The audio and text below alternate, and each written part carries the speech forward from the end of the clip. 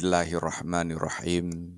Gunakan dengan baik kesempatan terbaikmu bila engkau terbangun dari tidurmu di waktu malam untuk menghapus dosa-dosamu.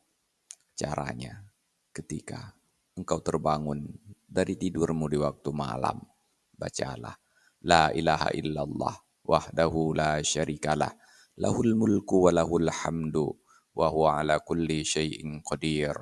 Alhamdulillah wa subhanallah wa la ilaha illallah wallahu akbar wa la haula wa la quwata illa billah. Dalam sebuah hadis Rasulullah Shallallahu Alaihi Wasallam bersabda, "Man ta'ara minal laili faqala."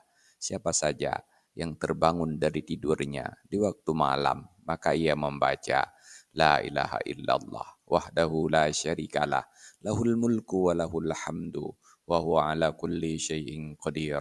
Alhamdulillah wa subhanallah wa la ilaha illallah wallahu akbar wala haula wala quwata illa billah.